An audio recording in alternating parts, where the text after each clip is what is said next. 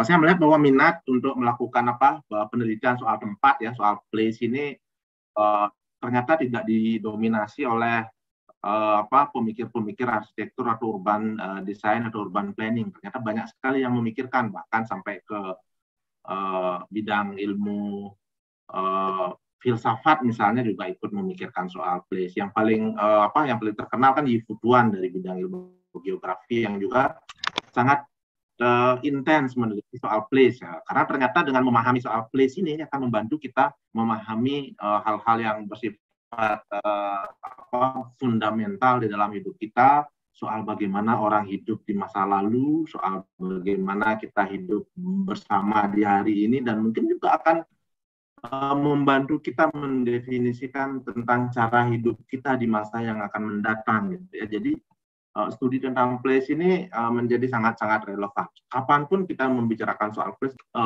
sekarang lagi heboh soal metaverse gitu ya. Kita akan coba lihat di dalam diskusi bagaimana studi-studi tentang place ini bisa saling mengisi dengan diskusi-diskusi atau dengan perkembangan soal metaverse yang sekarang sedang ramai dibicarakan. Jadi paling sering dijadikan sebagai landasan tentu salah satunya adalah pendapat dari Heidegger bahwa kenapa sih kita hidup di dunia ini gitu ya, kenapa sih kita harus tinggal di dunia ini, bagaimana cara kita untuk tinggal di dunia ini. Jadi di dalam artikelnya Building Dwelling Thinking itu ada kalimat yang sangat terkenal yang paling sering disitasi gitu ya. Yang paling terakhir, to be a human being means to be on earth as a mortal. Gitu ya. It means to dwell. Kita harus tinggal di dunia ini. Lalu kita akan menciptakan dunia kita sendiri. Bagaimana lalu kita akan mengolahnya menjadi sebuah tempat yang bisa akabi. Dan dari arsitektur, nah ini juga yang paling cukup sering juga disitasi adalah yang paling terkenal dari Christian Norbert Schulz. Yang mengatakan dia berefleksi dari pendapatnya Heidegger bahwa kita tinggal di sebuah tempat itu bukan hanya menghuni hal-hal yang bersifat fisik saja gitu ya. Ada hal-hal lain yang melampaui hal-hal fisik yang turut kita ciptakan saat kita tinggal di sebuah tempat. Nah, dia mengatakan bahwa itu adalah komponen fisik, tapi juga ada hal-hal lain yang bersifat sense, gitu ya, sehingga muncul istilah sense of place, gitu ya, yang lalu sering sekali kita dengar di dalam kajian-kajian tentang place. Nah, si Norbert Schulz sendiri mengatakan bahwa place itu adalah kualitatif, total fenomenon, gitu ya, tidak bisa kita reduce komponen-komponennya, tidak bisa kita hilangkan satu komponennya lalu dia akan berubah menjadi sebuah place yang lain gitu ya. Maka dia akan, kalau itu kita lakukan, maka dia akan kehilangan nature-nya sebagai sebuah place. Ini beberapa contoh gitu ya, bagaimana manusia di permukaan bumi ini menerjemahkan place-nya masing-masing. Jadi apa yang membuat komponen place itu berbeda, meskipun misalnya katakanlah iklimnya sama gitu, mereka menerjemahkan how to dwell itu dengan cara yang berbeda-beda. Di yang gambar yang paling kiri di Sumba, di gambar yang tengah, di gambar yang kanan. Jadi manusia itu berusaha menempatkan dirinya di dalam dunia itu dan menciptakan place-nya sendiri. Pasti ada faktor-faktor yang mempengaruhi terciptanya bentuk-bentuk yang berbeda-beda ini. Lalu pasti maknanya juga akan berbeda-beda bagi manusia penghuninya. Nah, dengan metode yang sama sebetulnya sampai hari ini pun metode menciptakan place itu masih sama, metode vernakular ini ya, yang pertama. Jadi mereka menggunakan material yang ada di sekitarnya, menggunakan teknologi yang mereka kuasai, tidak menggunakan tenaga ahli. Nah, kalau yang gambar yang ini juga sama, gambar yang kiri, yang tengah. Nah, kalau yang kanan itu ada dua pemisahan, yang di sebelah atasnya itu yang diciptakan oleh desainer, yang di sebelah bawah yang diciptakan dengan proses vernakular. Tapi dua-duanya menciptakan place, dan dua-duanya bisa menciptakan nilai rasa ruang atau manusia penghuninya. Nah, kalau katanya si Norbert Schulz bahwa place itu adalah kualitatif, maka saat kita berbicara kualitatif, maka kita tidak bisa memberi penilaian terhadap salah satu dari tempat dari tiga gambar yang kita yang ada di depan kita ini tanpa kita bertanya kepada orang yang tinggal di sana, gitu ya, tanpa kita memahami bagaimana mereka hidup di sana, gitu ya. Nah, sehingga misalnya konsep soal rumah kumuh itu sering diperdebatkan karena menggunakan pendekatan yang bukan pendekatan place, gitu ya, menggunakan pendekatan yang bersifat kualitatif yang terukur. Nah, kalau kita menggunakan pendekatan yang lebih kualitatif, mungkin parameternya akan berbeda-beda. Nah, sekarang di era globalisasi, kalau tadi saat transportasi, komunikasi dan yang lainnya masih terbatas, semua orang menciptakan place-nya dengan cara yang berbeda-beda. Nah, sekarang terjadi homogenitas cara membangun, bukan bangunannya tetap berbeda, tapi cara membangunnya yang homogen, pendekatan membangunnya yang homogen, gitu ya. Nah, meskipun hasilnya berbeda-beda, tapi pendekatannya dimanapun itu sangat mirip, entah itu dia di Dubai, di Singapura, bahkan dulu sempat di Bali, gitu ya. Nah, menurutnya si Manuel Castell, Thomas Friedman, Edward Denazar itu bisa mengancam identitas lokal dari tempat yang ada di wilayah-wilayah yang berbeda-beda di seluruh permukaan bumi. Nah, dari situ muncul isu soal place identity. Nah, kota-kota di era globalisasi ini secara horizontal, gitu ya, kalau kita bandingkan dengan kota-kota lain, dia menunjukkan kesamaan. Tetapi kalau kita bandingkan secara vertikal dengan sejarahnya, dengan masa lalunya, dengan tradisinya, dia jadi berbeda, gitu ya. Dia menunjukkan pola-pola membangun yang berbeda dengan yang terjadi di masa lalu. Tapi justru dia menunjukkan pola-pola yang sama dengan tempat-tempat yang secara horizontal di tempat-tempat lain, gitu ya, dengan di periode waktu yang sama. Nah, itu ya kesamaan yang muncul di hari ini, di era sekarang ini. Nah, sekarang banyak sekali kota-kota tradisional yang dihadapkan pada dua pilihan yang sebetulnya cukup sulit, gitu ya, antara apakah akan mempertahankan pola hidup tradisional atau melanjutkan itu, ataukah mengikuti pola pembangunan sebagaimana yang terjadi di tempat lain. Nah, ini tentu sesuatu yang sering menjadi perdebatan, sering menjadi diskusi, sering menjadi bahan penelitian, gitu ya. Nah, hal inilah yang menyebabkan studi tentang place itu selalu menarik, gitu ya, karena dia membantu kita memikirkan bagaimana kita akan hidup di masa yang akan datang. Sehingga banyak sekali yang melakukan studi-studi tentang place ini, tentang tempat ini, gitu ya. Banyak yang menggunakan pendekatan yang bersifat kualitatif, gitu ya, banyak ada yang menggunakan pendekatan yang bersifat kuantitatif. Tentu semuanya bisa menjadi perdebatan yang akan semakin membuat isu atau membuat tema place ini selalu menjadi tema yang relevan. Nah, kita harus pahami ketegangan antara kekuatan karakter lokal yang sebagian ingin mempertahankan atau dengan kekuatan modernisasi yang orang menganggap akan membawa kita ke level kehidupan yang akan lebih maju, misalnya, gitu ya. Jadi dari sini selalu ada ketegangan, dan itu terjadi di setiap masa, tidak terjadi hanya di masa sekarang. Di masa lalu juga terjadi ketegangan antara dua ini, dan ketegangan ini yang selalu menghasilkan paper-paper yang menarik, selalu menghasilkan penelitian yang menarik, gitu ya. Nah, komponen tempat tadi Norbert Schulz mengatakan tidak mudah untuk didefinisikan. Nah, dia mengandung hal-hal yang bersifat persepsi, hal-hal yang bersifat sense atau bersifat perasaan. Nah, sehingga ini bisa menimbulkan perbedaan antara satu individu dengan individu yang lain. Kalau kita lihat beberapa penelitian yang cukup berumur, gitu ya, Kanter misalnya, ya, ada tahun 77, menganggap bahwa tempat itu sebetulnya adalah soal cara kerjanya dan bagaimana cara kerja itu memberi makna bagi orang-orang yang tinggal di sebuah lokasi, gitu ya, di sebuah tempat. Nah, itu dia di tahun 77 dia mendefinisikan 3 komponen dari tempat. Yang pertama ada tindakan atau aktivitas, yang kedua ada konsepsi. Nah, itu yang persepsi itu adalah konsepsi yang bersifatnya abstrak. Terakhir adalah atribut. Atribut ini yang menjadi bidangnya arsitek atau perancang kota atau urban designer. Atribut itu adalah hal-hal yang bersifat fisik. Jadi ada 3 yang disebutkan komponen place itu oleh Kanter. Tapi sebelumnya sebetulnya geografer mengatakan ada 3 juga. Yang pertama adalah ada pengaturan fisik, ada suara besar, ya.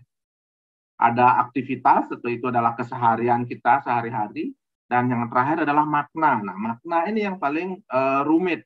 atau yang di dalam apa namanya dalam pemahamannya Kantor konsepsi, karena dia ada memori di situ yang nanti akan terkait dengan sejarah tempat. Yang kedua ada persepsi di situ yang terkait dengan penilaian yang bisa bersifat individu atau bisa bersifat komunal.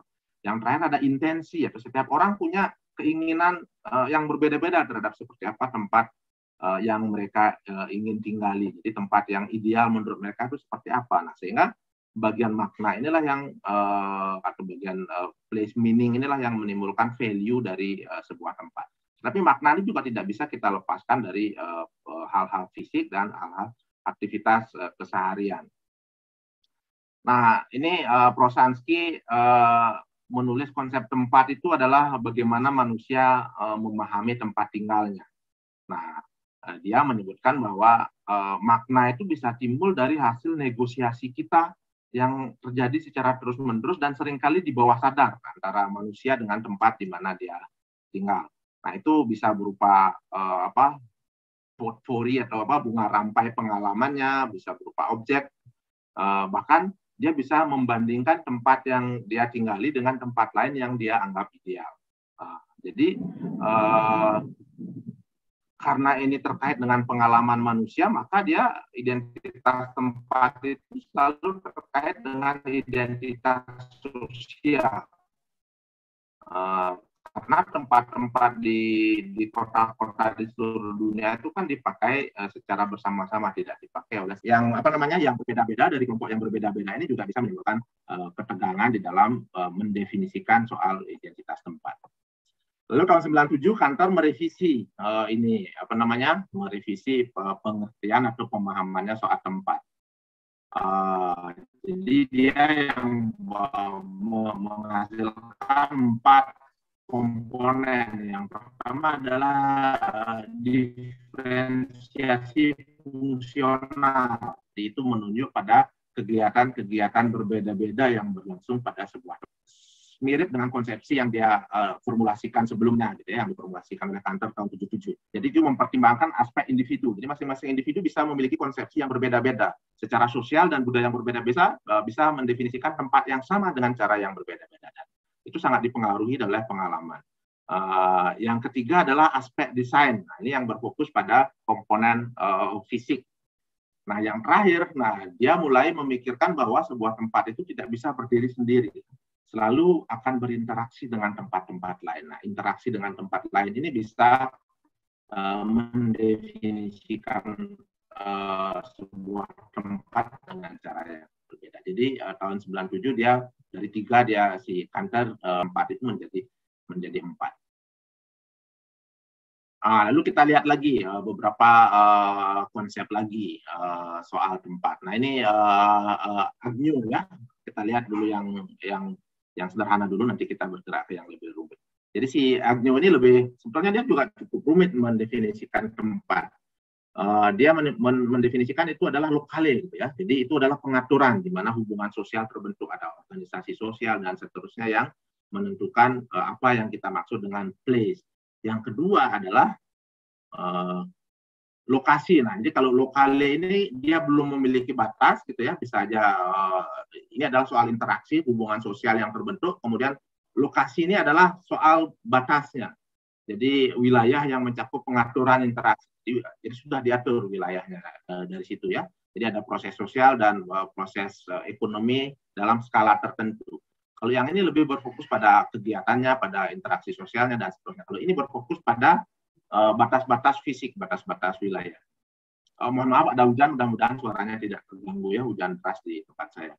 Nah, yang terakhir, dari lokali dan lokasi itu baru menimbulkan sense atau rasa tempat. Jadi yang merupakan struktur perasaan lokal terhadap tempat. Nah, ini yang menimbulkan sense of place di dalam istilah yang sering diperkenalkan oleh Christian Norberg Schools. Jadi nilai rasa tempat ini nanti yang akan bisa menjelma menjadi yang namanya place identity atau identitas tempat. Tapi meskipun dia mendefinisikan lebih bersifat internal, gitu ya, lebih bersifat introvert, gitu ya, apa istilahnya ya, looking inward, gitu ya, atau inward looking dalam memahami ini, tapi dia juga sangat menyadari bahwa setiap tempat di dunia, dimanapun berada, selalu terkait secara ekonomi, secara sosial, dan secara budaya dengan lingkungan di sekitarnya. Dengan cara membandingkan itu, tiga komponen ini, lokali, lokasi, dan rasa tempatnya, ketika kita perbandingkan dengan tempat lain, maka akan ada perbedaan-perbedaan rasa, gitu ya, perbedaan-perbedaan sense, sehingga perbedaan-perbedaan sense ini yang menimbulkan identitas teritorial subjektif. Ini wilayah saya, gitu ya, karena disinilah saya beraktivitas, saya bisa mendefinisikan batasnya sampai di mana, gitu ya. Lalu saat saya keluar dari sini, gitu ya, saya akan memiliki perasaan yang berbeda. Ini bukan teritorial saya, gitu ya. Ini ada teritorial yang berbeda. Nah, dari situ muncul sense of place. Nah, itu dari tempatnya si Agnew. Massey, nah ini sebetulnya dibawa lebih luas lagi oleh Massey, pendapatnya si Agnew tadi, bahwa tempat itu tidak bisa kita hanya menilai dari satu titik saja. Tempat itu adalah jejaring, gitu ya. Jadi dia memiliki saran yang berbeda, bahwa tempat itu tidak boleh hanya dilihat sebagai satu dot, gitu ya, satu dot yang hanya hidup di tempat itu. Sehingga definisi tempat tidak terletak pada kualitas internalnya, tetapi bagaimana dia terhubung dengan tempat yang lain. Bukan soal vertikal, hanya soal sejarah, soal masa lalunya seperti apa, lalu yang sehingga terbentuk dengan hari. Tapi justru buat si Massey ini keterkaitannya dengan tempat-tempat lain justru lebih penting, gitu ya. Sehingga kalau misalnya yang suka membaca soal buku filsafat, gitu ya, ini mirip dengan prinsip resume dari yang dikeluarkan oleh Deleuze dan Guattari, gitu ya. Tidak memiliki akar, tapi justru dari pergaulannya dengan tempat-tempat lain lah karakternya dia bisa tumbuh, bukan dari sejarahnya, gitu ya. Nah, kita lihat soal identitas sekarang ya, soal identitas. Tadi kita mendiskusikan soal tempat. Jadi identitas itu sering kali juga didefinisikan sebagai culture atau sebagai budaya. Nah, seringkali pembahasan soal budaya atau soal culture ini memandang bahwa individu itu ada di dalam boundary yang tertutup, sehingga dia membentuk sebuah kesatuan organik yang utuh, gitu, yang tertutup, gitu ya.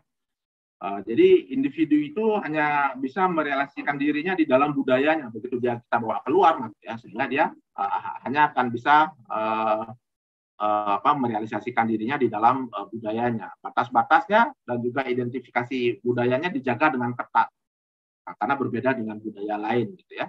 Jadi pandangan ini sebetulnya sejalan dengan yang disebut sebagai bounded system yang mengandaikan bahwa budaya itu memiliki batas yang jelas, gitu. Batasnya jelas nih. Dan umumnya batas jelas ini yang digunakan adalah batas geografis. Saat misalnya menyebut orang Jawa, jadi pikiran kita langsung kepada suatu wilayah geografis di Jawa. Orang Bali seperti saya, pikiran kita langsung kepada hal-hal yang bersifat geografis. Nah, inilah yang membuat kita bisa membedakan siapa kita dengan siapa orang lain. Nah, jadi itu batas-batasnya dibuat sangat jelas, gitu ya. Di dalam batas yang jelas itulah terjadi interaksi sosial, terjadi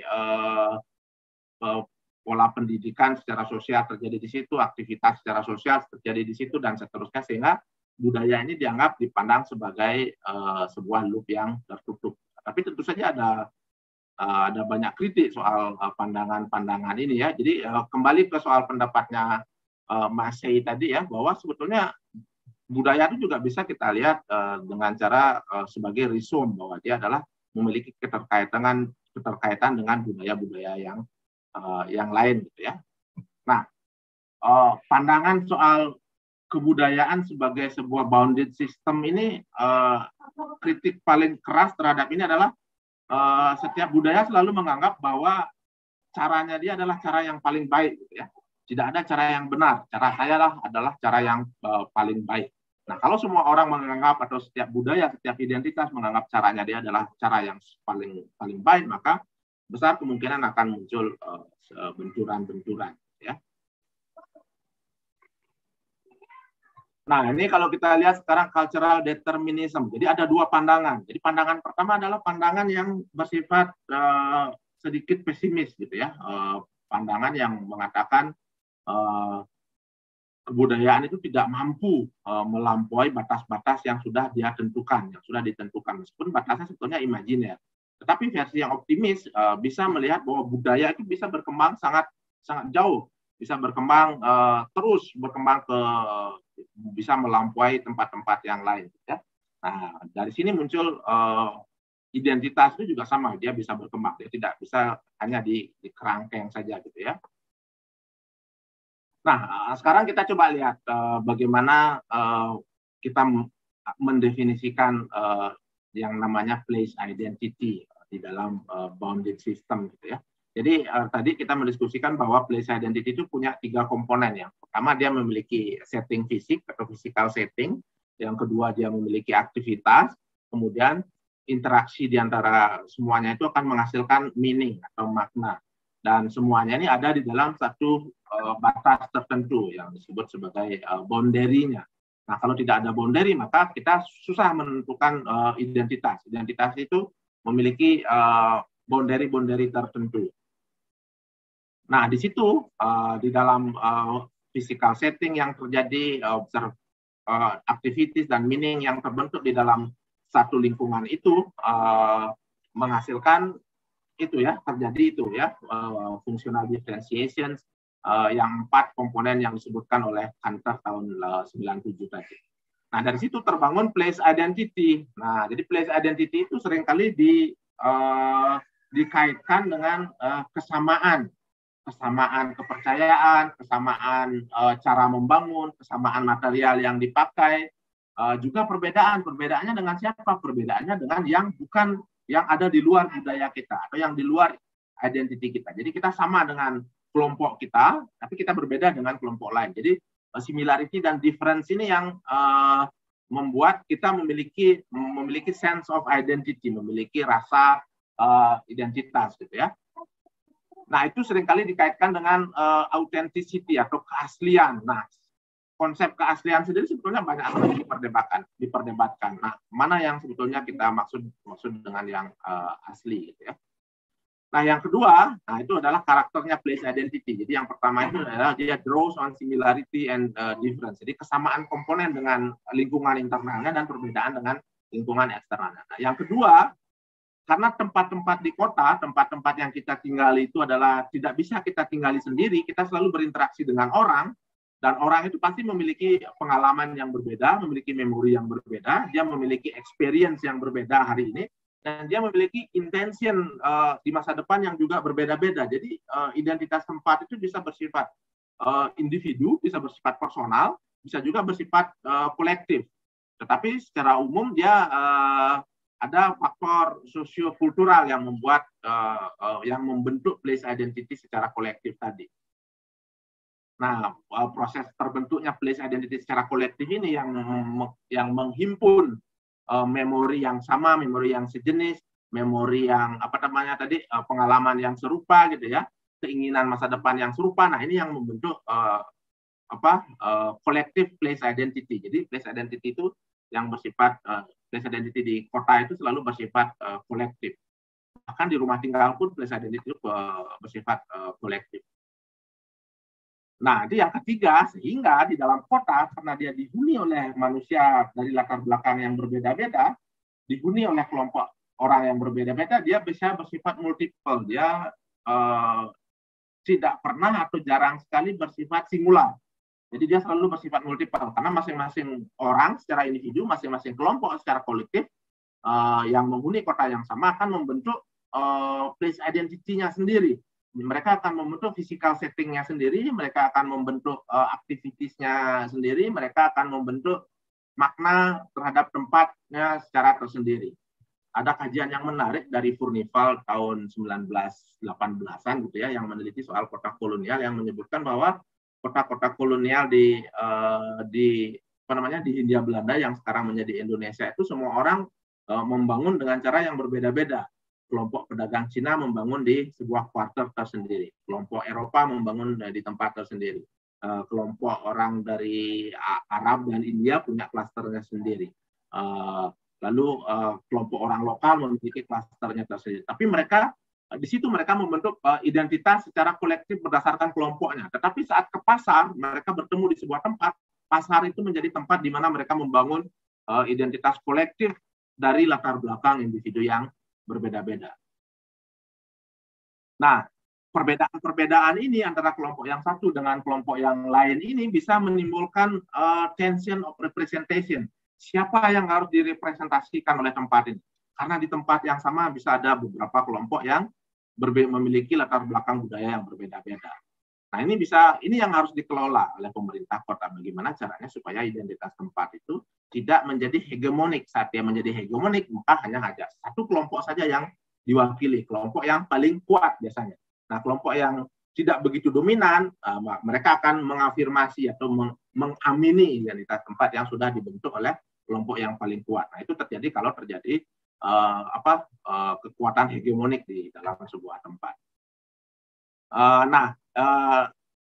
Pendapat yang nomor 5, nah ini sebetulnya saya menyusun sendiri ini yang kelima ini, place identity itu sebetulnya tidak statis ya. Jadi kita sering memandang bahwa identitas tempat itu statis. Ternyata dia ada dinamis, tapi dia memiliki kualitas yang dia pertahankan terus-menerus. Nah, kualitas apa, makna apa yang dipertahankan terus-menerus, tentu kita, karena dia bersifat kualitatif, kita harus menanyai penduduk yang ada di kota. Makna apa yang paling menonjol di situ ya.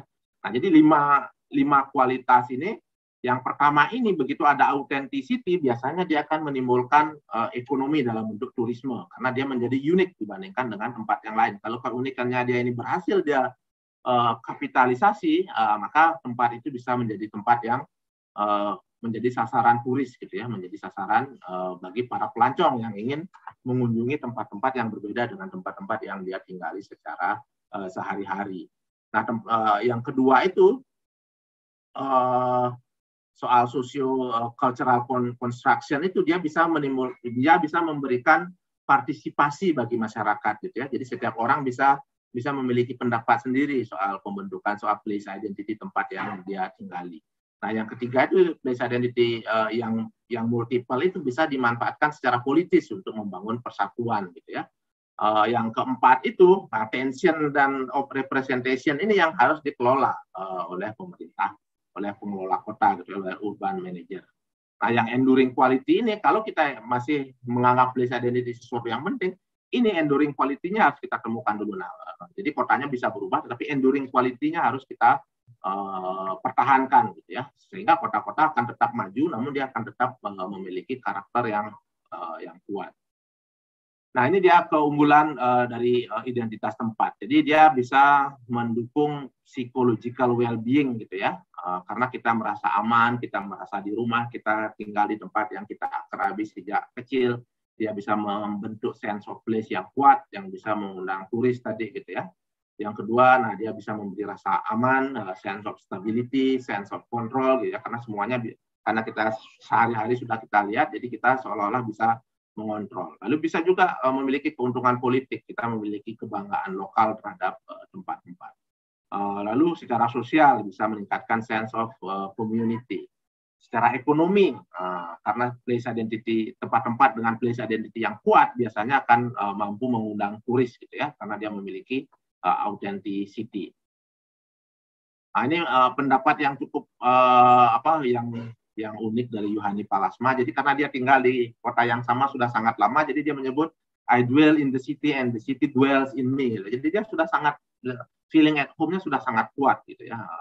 Di place identity itu feeling at home itu menjadi komponen yang sangat penting. Tapi tentu saja tidak sempurna namanya place identity. Ya, ada kritik terhadap place identity. Karena itu dia menjadi sesuatu yang menarik. Nah, misalnya kelompok right wing politik yang mengaitkan konsep identitas tempat dengan sebagai fatherland. Nah, ini dapat memicu pertentangan etnis. Nah, dulu mungkin kalau masih ingat soal Nazi gitu ya, Nazi yang melakukan pembersihan etnis karena merasa etnisnya dia yang paling unggul. Maka tempat itu adalah untuk mereka. Ini kalau dikaitkan dengan politik yang sayap kanan yang kuat. Yang kedua adalah Disneyfication. Jadi mungkin sudah sering dengar ya Bapak Ibu sekalian. Jadi Disneyfication ini adalah peniruan tempat-tempat yang meniru identitas kota lain yang sudah sangat terkenal untuk mendapatkan keuntungan ekonomi. Jadi place identity itu fisiknya ditiru. Nah, ini yang disebut sebagai Disneyfication. Kemudian masih yang tadi yang mendefinisikan tempat sebagai jejaring, mengkritisi bahwa tidak ada lagi sekarang budaya yang bersifat tunggal. Budaya sekarang sudah bersifat hybrid, gitu ya. Kemudian Bentley tahun 93 itu mengatakan bahwa budaya yang tertutup sendiri sebenarnya merupakan penyimpangan sejarah, karena sejak zaman dahulu kita sudah selalu saling berinteraksi. Jadi kalau kita sekarang menutup diri, maka kita menyimpang dari sejarah. Nah, dan proses hibridasi membantu tradisi budaya untuk merekrut penganut baru, gitu ya. Nah, ini kritik-kritiknya si Bentley. Nah, kemudian ada juga yang menganggap bahwa apaan sih place identity itu kan cuma nostalgia, gitu ya, cuma untuk konservasi aja, gitu ya. Kita harus bergerak maju, bukan bergerak mundur, gitu ya. Nah, ini yang tadi saya sebutkan bahwa dia bisa dipakai untuk membangun hegemoni, ya. Begitu kita ingin, wah, saya ini orang Bali, gitu misalnya, atau saya ini orang wilayah X, maka orang yang di luar wilayah X tidak boleh tinggal di sini, gitu. Nah, itu yang bisa menimbulkan pendekatan hegemoni. Nah, ini yang saya sebut Disneyification tadi, ya. Di Singapura ada apa namanya ini, Marina Bay Sands, kemudian di Bali ada yang membangun, jadi cukup konyol, gitu ya. Bentuknya juga aneh sekali, gitu. Lalu yang paling sering ditiru adalah Menara Eiffel, gitu ya. Jadi orang bisa meniru fisiknya, tapi pengalamannya tidak bisa ditiru, memorinya tidak bisa ditiru. Nah, ini hanya tujuannya untuk menarik turis saja, gitu ya. Nah, itu ada juga yang mendukung place identity, misalnya Manuel Castells di tahun 2007. Ya, Manuel Castells ini mungkin penting kita baca. Dia seorang sosiologis dari Spanyol. 3 bukunya sangat bagus, gitu ya. Yang pertama judulnya The Power of Identity. Bukunya yang terakhir kalau nggak salah judulnya The Network Society, gitu ya. Jadi masyarakat yang sudah terjaring. Dia tetap mengatakan bahwa sekarang meskipun masyarakat sudah berjejaring, justru itu membuat kita semua kebingungan. Nah, kalau kita sudah tinggal di kota atau tempat-tempat yang memiliki identitas tempat yang kuat, maka itu selayaknya kita pertahankan. Sehingga itu akan memberikan kita sense of security di dalam dunia yang serba cair sekarang ini. Nah, penelitian saya di tahun 2017 menghasilkan kesimpulan bahwa pencarian place identity itu bukan soal melestarikan masa lalu saja, bukan untuk nostalgia saja. Di Bali semua orang ingin maju, tapi mereka ingin maju dengan tetap memiliki pegangan yang kuat, gitu ya. Jadi mereka sense of security-nya mereka andalkan dari sejarah, gitu ya. Meskipun mereka semua ingin maju, sehingga di Bali yang terjadi adalah negosiasi antara tradisi yang mengakar dengan perkembangan baru. Negosiasi ini terus berlangsung, sehingga muncul gaya-gaya stil arsitektur Bali-nya terus bergerak maju, tapi terus menunjukkan sense of locality yang kuat. Dan di situ ada tension of representations, ada tension dan ada ketegangan di situ. Nah, ini antara yang mengapresiasi dengan yang mengkritik konsep place identity. Nah, yang mengapresiasi itu mengatakan bahwa place identity itu bisa memperkuat feeling at home, rasa di rumah. Yang kedua, place identity itu menyediakan sense of stability, gitu ya. Jadi kita merasa aman, merasa stabil, gitu ya. Yang ketiga, meningkatkan kebanggaan masyarakat lokal, gitu ya.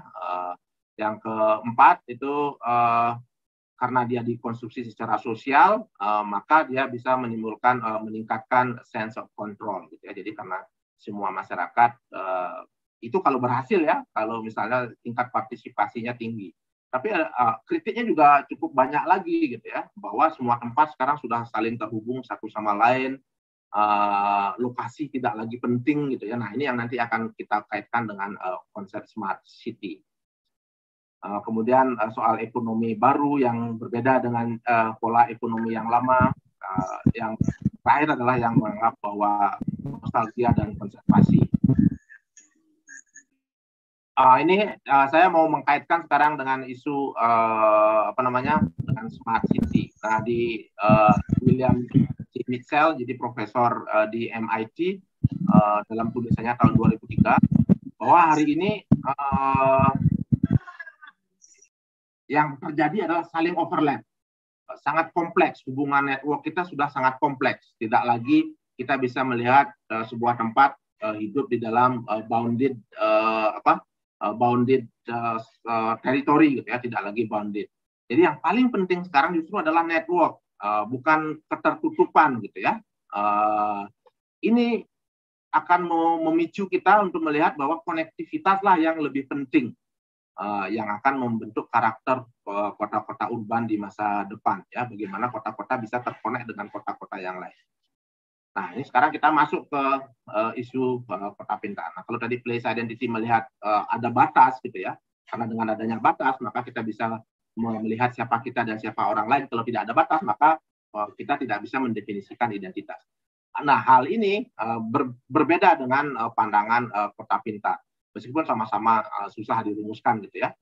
Jadi Dikin sama Alware itu menyebutkan ada 4 komponen kota pintar. Jadi umumnya adalah soal penggunaan teknologi yang membuat kita bisa berpartisipasi di dalam pembangunan kota. Yang kedua, kita bisa terhubung dengan warga yang lain di dalam kota. Nah, kelihatannya mirip ya, partisipasi di place identity ada, di sini juga ada. Keterhubungan juga sama ada. Di sini di place identity ada unsur keterhubungan dengan tempat lain gitu ya. Yang ketiga, kita bisa efisiensi di sini ya, prinsip dari dari kota pintar. Yang keempat adalah soal informasi, soal data. Jadi data kita bisa saling diakses. Nah, ada beberapa alternatif lain. Nah, yang menggunakan kata kunci kombinasi infrastruktur tradisional dengan ICT misalnya. Kemudian yang kedua menggunakan kata kunci cerdas gitu. Nah, cerdas ini apakah dia berkaitan dengan artificial intelligence gitu ya, ataukah dia berkaitan dengan kecerdasan yang lain, apakah kecerdasan buatan gitu ya. Kemudian daya saing regional dan partisipasi warga. Nah, gitu ya. Nah, jadi kalau kita lihat di dalam kota pintar, jejaring itu menjadi tidak terbatas. Jejaring itu menjadi sangat terkoneksi. Tetapi konsep kota pintar itu jarang sekali membahas physical komponen, terutama terkait dengan pengalaman ruang secara nyata. Pengalaman ruangnya terjadi hanya secara virtual, hanya menggunakan mata, hanya menggunakan sight gitu ya. Sementara pengalaman udara tidak kita alami, pengalaman meraba permukaan kota tidak kita alami. Jadi pengalaman dan memori itu menjadi absen ya di sini, karena memori kita digantikan dengan hard disk gitu ya. Aktivitas melalui layar monitor, bukan berbasiskan pada interaksi fisik. Nah, ini karakter kota pintar yang sekarang berubah. Nah, sama seperti place identity, kota pintar juga memiliki, ada juga yang mengkritik gitu ya. Yang pertama misalnya dia bisa bias soal kepentingan strategis, karena terlalu mengutamakan pembangunan infrastruktur yang bersifat teknologi, bisa melupakan pembangunan infrastruktur yang bersifat tradisional. Padahal mungkin masyarakat masih sangat mengharapkan terjadinya pembangunan infrastruktur tradisional. Nah, ini yang secara politis gitu ya. Kota cerdas ya seringkali direncanakan berbasiskan hal-hal yang bersifat ilmiah gitu ya. Dan ini mungkin menjadi berbeda dengan pengalaman dalam membangun kota tradisional. Cara berpartisipasinya berbeda, dinamika yang terjadi berbeda. Nah, ini bisa menimbulkan penyimpangan pembangunan kota. Nah, yang ketiga ini terkait dengan model bisnis. Nah, nanti kalau modal sekarang bisa mudah sekali berpindah-pindah dari kota A, kota B, kota C. Dengan menggunakan kecerdasan buatan bisa memprediksi di mana akan terjadi keuntungan yang tinggi. Dan secara ekonomi, bisnis ini bisa tiba-tiba berpindah dalam 1 hari gitu ya. Tiba-tiba sebuah kota bisa kehilangan pendapatannya gara-gara hasil analisis dari secara digital ini menyebutkan bahwa kota itu sudah tidak lagi mensupport untuk satu bisnis tertentu. Jadi kapital yang cair ini bisa dengan mudah berpindah-pindah dari satu kota ke kota lain. Nah, soal pengambilan kebijakan misalnya ya, data-data yang dikumpulkan oleh big data kota pintar ini bisa digunakan untuk mengambil kebijakan yang bersifat prediktif, dan ini bisa terjadi, bisa disalahgunakan. Ya. Waktunya 5 menit lagi, Pak. Oke, saya akan percepat ya. Nah, ini yang nomor 5 adalah soal privasi individu. Yang nomor 6 lebih ini kritiknya ya. Yang nomor 6 berfokus pada perangkatnya. Yang kedua bisa meningkatkan kesenjangan sosial karena ada penduduk yang tidak mampu mengakses teknologi yang harus dipakai untuk mensupport konsep kota pintar. Dan dia juga bisa menjadi hambatan baru jika tidak direncanakan secara inklusif. Misalnya orang yang tidak memiliki penglihatan yang baik gitu ya. Nah, itu harus diperhatikan bagaimana orang yang seperti itu bisa bisa berpartisipasi juga. Kemudian karena dia memerlukan banyak perangkat gitu ya, perangkat segala macam, nah itu bisa menimbulkan environmental problem, environmental footprint. Nah ini ada banyak lagi kritiknya. Nah, ini 9 yang buat saya penting. Lalu bagaimana dengan kota-kota di Indonesia? Jadi kita punya banyak sekali kota-kota dan identitasnya sangat bermacam-macam. Dari mana datangnya identitas yang berbeda-beda ini gitu ya? Jogja, Padang, Semarang, gitu ya, Palembang, semua memiliki yang berbeda-beda. Ini tentu tidak bisa kita lepaskan dari pergerakan kebudayaan, pergerakan sejarah kita yang penuh bergerak dari Afrika sampai ke Asia. Bahkan di Asia pun, di Indonesia pun terjadi banyak perubahan. Nah, jadi yang berwarna abu-abu ini katanya adalah dataran dulu. Jadi orang bisa berpindah-pindah dulu ya, lautan dangkal gitu ya.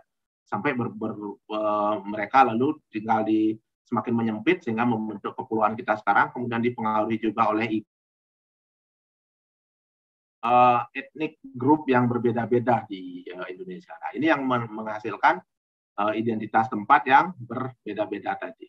Nah, kemudian setelah ada etnik grup yang juga mempengaruhi adalah pengalaman kolonisasi. Sebagian dijajah oleh Belanda, sebagian dijajah oleh Portugis, dan seterusnya ya. Ada juga yang pernah dijajah Inggris, dan ini membawa pengalaman atau experience yang berbeda-beda di dalam membentuk tempat-tempat di Indonesia. Dan pengalaman-pengalaman berinteraksi dengan orang luar juga mempengaruhi pola agama atau kepercayaan yang ada di Indonesia. Dan ini juga berpengaruh terhadap terbentuknya identitas tempat yang berbeda-beda di seluruh kota di Indonesia. Nah, lalu ketertutupan atau enclosure pulau, enclosure pengalaman, enclosure agama ini di breakdown atau dibocorkan, dibuat jadi bocor oleh ini Smart City Initiative. Jadi Smart City Initiative itu tidak berpikir tempat itu harus bounded di sebuah tempat, tapi dia harus terhubung. Nah, jadi ini ada tension ya antara yang membangun internal dengan yang keterhubungan secara eksternal. Nah, ini contoh 3 kota yang diteliti oleh Future Cities Lab, Jakarta, Bandung, dan Makassar, bagaimana mereka satu sama lain saling terhubung. Dan terhubungnya tidak hanya dengan sesama kota, tetapi terhubung dengan banyak sekali platform yang berbeda-beda. Nah, ini juga ya aktivitas-aktivitas kota pintar yang bagaimana mewujudkan kota pintar. Nah, negosiasi antara yang tertutup, yang identity, yang bersifat bounded dengan yang smart, yang open gitu ya. Seperti apa gitu ya. Nah, ini saya memulainya dari kritiknya Juhani Pallasmaa gitu ya, soal bagaimana komputer bisa menghambat pengalaman ruang kita, bagaimana dia bisa mereduksi sensory experience kita di dalam mengalami ruang. Kemudian Koolhaas justru berkebalikan dengan Pallasmaa. Pallasmaa sangat menginikan pengalaman. Koolhaas mengatakan bahwa kota itu tidak lagi, kota zaman sekarang dan masa depan tidak lagi harus dibentuk oleh konteks sejarah. Dia harus dibentuk oleh kebutuhan hari ini dan kebutuhan di masa yang akan datang gitu ya. Dia mengatakan identitas itu bisa mengkerangkeng kita, bisa menghambat kita untuk menemukan solusi-solusi baru, karena kita selalu akan memverifikasinya dengan solusi yang sudah pernah diambil oleh leluhur kita atau pendahulu kita.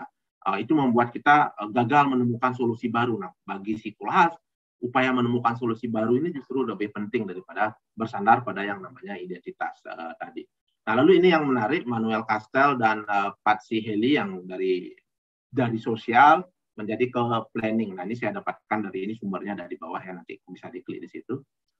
Bagaimana kita menghubungkan masyarakat network sekarang yang terjadi secara virtual, membuatnya dia menjadi nyata gitu ya. Jadi dalam sosial level itu masyarakat kita sekarang sudah sangat fluid, sudah sangat open, sudah sangat multiple, penggunaan waktu multiple, time space relationnya sangat multiple, kemudian memiliki relational complexity. Lalu bagaimana kita mungkin menyederhanakan ini? Si Manuel Castell mengatakan kalau kita menyederhanakan maka dia akan mengaburkan realitas, karena realitasnya dia memang sudah sangat kompleks, susah sekali menyederhanakan. Sementara Patsy Haley di dalam spatial level mengupayakan bahwa pertanyaan yang nomor 1, masyarakat fluid itu harus direspons dengan meredefinisi boundary tadi harus kita redefinisi ulang, begitu sarannya si Pak Siheli. Masyarakat yang open misalnya, kita harus menyediakan space for change gitu ya. Jadi kita harus membuka selalu peluang-peluang untuk berubah. Yang ketiga misalnya multiple time and space relations, bisa menghasilkan kota yang tidak pernah tidur gitu ya. Kemudian yang terakhir yang relational complexity ini, kita harus melakukan analisis yang lebih luas lagi yang bersifat skala. Jadi kembali ke redefinisi boundary. Nah, menurutnya Pak Siheli justru kita harus menyederhanakan supaya konsep-konsepnya bisa lebih walkable. Nah, di sini ada tension antara kalau kita melakukan simplifikasi maka kerumitan ini tidak akan kita capai, lalu sementara di spatial level kita harus melakukan simplifikasi. Nah, ini yang barangkali menjadi tema-tema riset kita yang akan datang. Tema-tema riset yang sangat menarik. Nah, ini simpulan saya terakhir, saya mengutipnya dari Yi-Fu Tuan.